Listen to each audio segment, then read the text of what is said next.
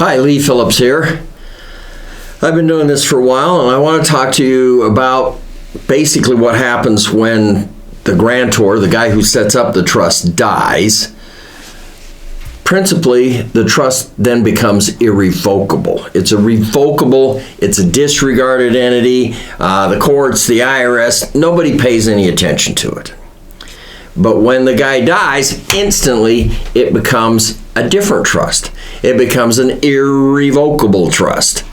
The irrevocable trust stands on its own. It has its own legs. It's a person. It can be sued. It can sue. It owns bank accounts. Well, your trust already owned a bank account, but it becomes a different trust. And you're going to go down to the bank after Dad dies, and the bank's going to say, "Oh, we need an EIN number for the trust." And he's right. You do need an EIN number for the trust. How do you get an EIN number? It's easy. You go to irs.gov, and in their little search bar, you type in EIN application. And it will bring it up, and you click on EIN application, and you're going to apply for an employer identification number, an EIN number, tax ID number for the trust. And yeah, it's not an employer, but it's still called an EIN. And so it comes up and it asks you what type of an entity this is. So you're going to click trust. And you click trust, and then you go on down and it asks you if you're the representative, personal representative, or executor, or what you are. And you're the personal representative. It doesn't have the word trustee.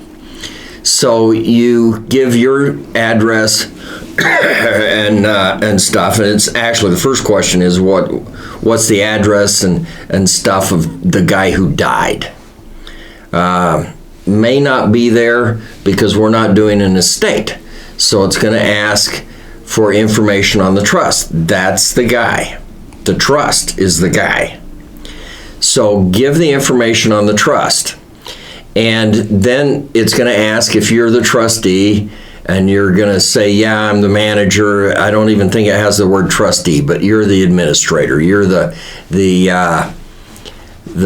personal representative is what they're calling it.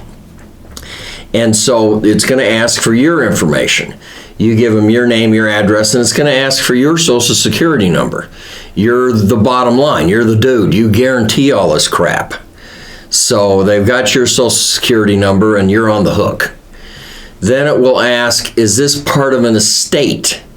And yes, it is part of the estate. We're going to link the estate and the trust together. It's section 6 something. I can't remember what it all is. But you're going to link the estate and the trust together. And then it's going to ask you a few more questions. When was it funded? When did it come into existence? That's the death date of the guy who created the trust. Because we're not going back 20 years when he created the trust. As far as the IRS is concerned, this trust was created on that date, the day the guy died. And by the way, all of the assets are then valued on that date. So you've got an EIN number. What else do I need to tell you about it? I've done 3 of them this week, and 2 of them, it kicked it back out. I frankly think it's the browser you're using. The IRS doesn't like some browsers. So try a different browser. But it will then, you're going to hit submit, and it'll submit it. So you've got a trust. You've linked it to the estate. Now, if you just say it's an estate up at the top, you're not going to get anything about trusts. You want the trust stuff because you got a trust. So you've filled it out, you hit submit, and it submits it. It'll ask you if you want it mailed or if you want it online. you want it online. Just get your EIN. It instantly gives you your EIN. Now, you got to pay attention to that number. Take your camera out and take a picture of it, and before you do anything, and then try and print it. You've got to have that number, and you may not get it again because you're not going to get it in the mail, and they're not going to ship it to you. It's going to be that number. You just got it. That's it. So you take a picture of it, you print it out, you do whatever you can. Make sure you get that number. That's the EIN number for your trust. Your trust is going to file a tax return. Now, your trust started on the day that Dad died. So between the first of the year and the time Dad died, the bank account, the brokerage, everybody's running under Dad's Social Security number. They should split the 1099. They should give you a 1099 for the half of the year that Dad was alive and his Social Security number was used, and then they should give you the 1099 or the 1099R or whatever it is for the portion of the year after Dad died and when the trust was in existence. The trust is going to file a 1041 form. Dad's going to file a 1040. You file a 1040 for the half the year Dad's here. You file a 1041 for the other half that the trust is in existence. Now, the trust says that it's going to pay out all of its income at least annually.